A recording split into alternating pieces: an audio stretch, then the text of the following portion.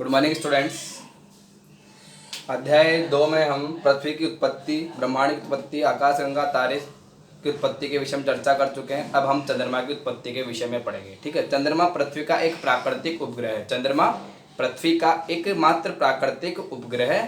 ठीक है। चंद्रमा का पृथ्वी का एक ही प्राकृतिक उपग्रह है जिसका नाम है चंद्रमा। अब हम चंद्रमा की उत्पत्ति के विषय में पढ़ेंगे। ठीक है। चंद्रमा की उत्पत्ति के विषय में पढ़ेंगे कि चंद्रमा पृथ्वी का ही भाग माना जाता रहा है। विभिन्न विद्वानों के द्वारा अपने अपने मत प्रस्तुत किए गए चंद्रमा की उत्पत्ति के संबंध में, फिर भी सर्वमान्य जो तथ्य समझकर सामने आता है वो आता है द बिग स्प्लिट, एक बड़े टकराव से चंद्रमा की उत्पत्ति होती है।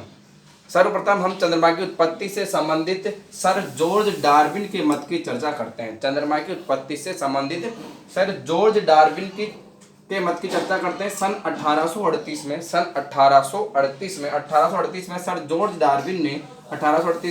जॉर्ज डार्विन ने चंद्रमा की उत्पत्ति से संबंधित अपना मत प्रस्तुत किया। ठीक है। जॉर्ज डार्विन ने बताया कि पृथ्वी व चंद्रमा तेजी से घूमते हुए एक ही पिंड थे। उन्होंने क्या बताया कि पृथ्वी और चंद्रमा एक ही पिंड थे, यानी इसमें चंद्रमा भी था, अर्थ और मून। ठीक है। पृथ्वी और चंद्रमा एक ही तेजी से घूमते हुए पिंड थे। अब क्या हुआ, जब ये तेजी से घूम रहे थे तो इनकी आकृति में परिवर्तन हो गया, और इनकी आकृति में परिवर्तन कैसा हो गया, एक डंबलाकार आकृति बन गई। कैसी आकृति बन गई, डंबलाकार आकृति बन गई। तेजी से घूमता हुआ पिंड घूमता गया और उस चीज की आकृति चेंज होकर कैसे बन गई, डंबलाकार आकृति बन गई। ठीक है। और इस प्रकार से इसमें जो ये तेजी से जो घूमता हुआ पिंड है, ठीक है, जो डंबलाकार आकृति में परिवर्तित हुआ, फिर इसके बाद क्या हो जाता है, इसमें विभाजन, यानी कि यह कहता है ये टूटने लग जाता। और जब ये टूटता है तो क्या हुआ, इससे जो ये डंबलाकार पदार्थ है उसका जो टूटा हुआ भाग है, वो टूटा हुआ भाग क्या है, चंद्रमा की हम बात करते हैं, वो टूटा हुआ भाग चंद्रमा है। और चंद्रमा का निर्माण उसी पदार्थ से माना जाता है जहां आज प्रशांत महासागर था। ठीक है। सर जॉर्ज डार्विन ने क्या बताया, जॉर्ज डार्विन ने बताया कि जो पृथ्वी और चंद्रमा तेजी से घूमते हुए पिंड थे, जब डंबलाकार आकृति में परिवर्तित होते हैं, ठीक है, अब इसका जो एक भाग टूटता है वो भाग क्या करता है, सूर्य के चारों ओर चक्कर लगाने लगता है। उस भाग को ही चंद्रमा बताया। अब उन्होंने बताया कि चंद्रमा कहाँ है, कि जो प्रशांत महासागर में आज जो गहरा गर्त है, प्रशांत महासागर में जो गहरा गर्त है, यानी कि जो प्रशांत महासागर का जो गहरा गर्त है, वहीं से उस भाग से चंद्रमा टूटा। ठीक है। नहीं, वहां से क्या हुआ, कुछ पिंड टूटा, और वो जो पिंड सूर्य के चारों ओर चक्कर लगाने लगा, उसे क्या नाम दे दिया, चंद्रमा नाम दे दिया। इस प्रकार से जो सर जॉर्ज डार्विन है 1838 में चंद्रमा की उत्पत्ति से संबंधित अपना मत प्रस्तुत करते हैं।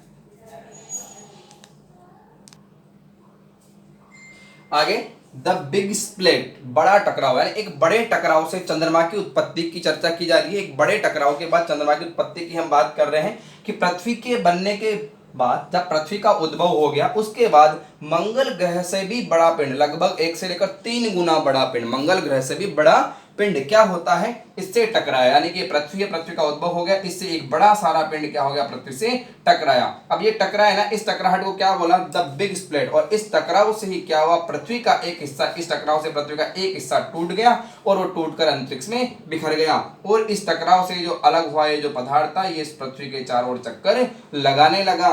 ठीक है। और ये जो पृथ्वी के चारों ओर चक्कर लगा रहा है, इसी पदार्थ को क्या माना है, चंद्रमा माना है। यानी जितने भी मत और सिद्धांत चंद्रमा की उत्पत्ति से संबंधित बताए गए हैं, जितने भी मत और सिद्धांत चंद्रमा की उत्पत्ति से संबंधित बताए गए हैं, उन सब में जो सबसे इंपॉर्टेंट जो बात कही गई है, बड़ा टकराव, यानी पृथ्वी से एक बड़ा पिंड आकर टकराता है, पृथ्वी से एक बड़ा पिंड आकर टकराता है, इस टकराहट से कुछ भाग पृथ्वी से अलग हो जाता है, और ये जो पृथ्वी से अलग हुआ भाग इसके चारों ओर, पृथ्वी के चारों तरफ क्या करता है, चक्कर लगाने लग जाता है, घूमने लग जाता है, और इसी को क्या कहा है, चंद्रमा का है। आज से लगभग 4.4 अरब वर्ष पहले चंद्रमा की उत्पत्ति मानी जाती है। आज से लगभग कितना, 4.4 अरब वर्ष पहले चंद्रमा की उत्पत्ति मानी जाती है। इस प्रकार से चंद्रमा की उत्पत्ति के संबंध में हमने सर जॉर्ज डार्विन के मत की बात की और सर्वमान्य मत द बिग स्प्लिट की चर्चा की। ठीक है। आगे हम चर्चा करते हैं स्थल मंडल का विकास। देखो स्थल मंडल का विकास कैसे हुआ, इसकी बात की जा रही है कि पृथ्वी की उत्पत्ति हुई। अब पृथ्वी की उत्पत्ति के बाद उत्पन्न होने के बाद ही क्या पृथ्वी अभी वर्तमान में है, उस अवस्था में आ गई क्या। ठीक है। कि वर्तमान में जो पृथ्वी जिस अवस्था में है, क्या अभी जिस अवस्था में है जब उत्पत्ति हुई तभी इस अवस्था में पहुंच गई थी क्या, ठीक है। तो इस प्रकार से हम पृथ्वी पर स्थल मंडल, जल मंडल और वायुमंडल के विकास की चर्चा करेंगे। सर्वप्रथम हम स्थल मंडल के विकास की चर्चा करते हैं। अब स्थल मंडल के विकास से बात करते हैं कि जब गुरुत्व बल से विभिन्न पदार्थों का एकत्रीकरण हो रहा था, हमने पढ़ा था कि ग्रहाणुओं के एकत्रित होने से क्या बनता है, ग्रह बनते हैं। ग्रहों के निर्माण की हमने चर्चा की थी ग्रहाणुओं के एकत्रित होने से। इसी प्रकार विभिन्न गुरुत्व बल यानी गुरुत्वाकर्षण बल वाले पदार्थ जब क्या होने लगते हैं, इकट्ठा होने लगते हैं।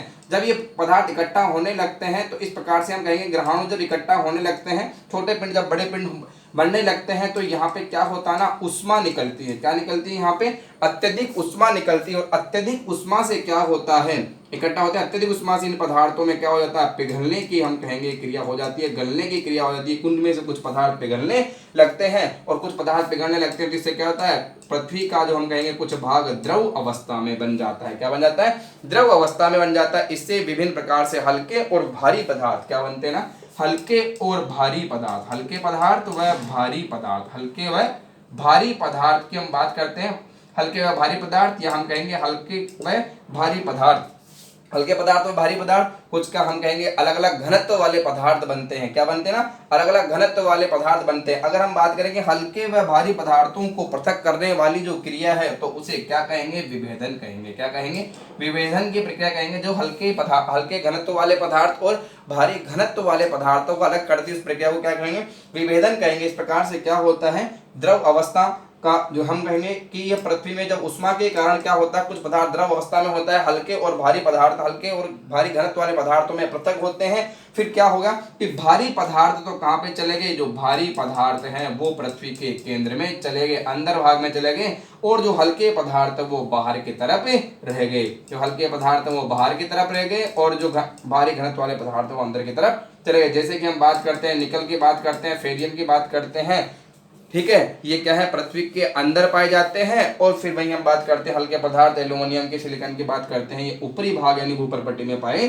जाते हैं। तो भारी पदार्थ तो पृथ्वी के केंद्र में चले गए और हल्के पदार्थ ऊपरी भाग में। पृथ्वी की अगर हम चर्चा करें इस प्रकार से, अगर हम पृथ्वी की बात करें, जो ऊपरी भाग है यहाँ पे तो हल्के पदार्थ और आंतरिक भाग है वहां पे क्या चले गए, और आंतरिक भाग में क्या चले जाते हैं, जो भारी पदार्थों में चले जाते हैं। और इस प्रकार जब दोबारा विभेदन की प्रक्रिया, अगेन दोबारा क्या होता है, विभेदन की प्रक्रिया होती है। दोबारा विभेदन कब होता है, जब क्या होता है, चंद्रमा की उत्पत्ति होती है। और जब चंद्रमा की उत्पत्ति के दौरान विभेदन होता है, ठीक है, ये विभेदन का दूसरा चरण है। तो पृथ्वी में विभिन्न प्रकार से अनेक परतें बन जाती है और वो परतें ऊपरी परत भूपर्पट्टी, मध्य में मेंटल या प्रावार और नीचे क्रोड का निर्माण यानी आंतरिक भाग में क्रोड का निर्माण हो जाता है। इस प्रकार से हम क्या चर्चा करते हैं, स्थल मंडल के विकास की चर्चा करते हैं। भूपर्पट्टी का निर्माण हुआ और जैसे भूपर्पट्टी का निर्माण होता है, ठीक है, जैसे ही भूपर्पट्टी का निर्माण होता है यहाँ पर स्थल मंडल का विकास होने लग जाता है। ठीक है, इस प्रकार से हमने स्थल मंडल के विकास की चर्चा की। और स्थल मंडल के विकास का जो हमने जो पहलू पढ़ा है, स्थल मंडल के विकास का जो पहलू पढ़ा है, उसमें हमने कहाँ से स्टार्ट किया है, हमने स्टार्ट किया है कि अच्छे से देखेंगे कि गुरुत्वाकर्षण बल हमने देखा था ना, विभिन्न गुरुत्वाकर्षण बल और विभिन्न गुरुत्वाकर्षण बल, भिन्न गुरुत्वाकर्षण बल के कारण क्या होता है, पदार्थ इकट्ठा होने लगते हैं। पदार्थ इकट्ठा होने लगते हैं तो यहाँ से क्या निकलती है, उष्मा निकलती है, ऊर्जा निकलती है। ऊर्जा निकलती है तो कुछ पदार्थ क्या होने लग जाते हैं, पिघलने लग जाते हैं, जिससे पृथ्वी का कुछ भाग आंशिक रूप से द्रव अवस्था में आ जाता है। किसमें आता है, आंशिक रूप से द्रव अवस्था में आ जाता है। फिर यहाँ पे अलग अलग घनत्व के कारण यहाँ पे विभेदन की प्रक्रिया होती है, जिसमें हल्के घनत्व वाले और भारी घनत्व वाले पदार्थ क्या हो जाते हैं ना, अलग हो जाते हैं। भारी घनत्व वाले पदार्थ तो कहाँ पहुंच जाएंगे, भारी घनत्व वाले तो पहुंच जाएंगे पृथ्वी के केंद्र में, और हल्के घनत्व वाले ऊपरी भाग में रह जाते हैं, जिसे हम कहते हैं भूपर्पट्टी पे रह जाते हैं। ठीक है, अब जब विभेदन का दूसरा चरण आता है चंद्रमा की उत्पत्ति के दौरान, तब क्या होता है, पृथ्वी में विभिन्न परतें बन जाती है। ऊपरी जो परत है उसे तो भूपर्पट्टी बोल देते हैं, मध्य वाली परत को क्या बोलते हैं, मेंटल या प्रावार बोलते हैं, और आंतरिक परत को क्या बोलते हैं, क्रोड बोलते हैं। अगले अध्याय में हम इनका विस्तार से अध्ययन करेंगे। इस प्रकार से हमने चंद्रमा की उत्पत्ति और स्थल मंडल के विकास की चर्चा कर ली।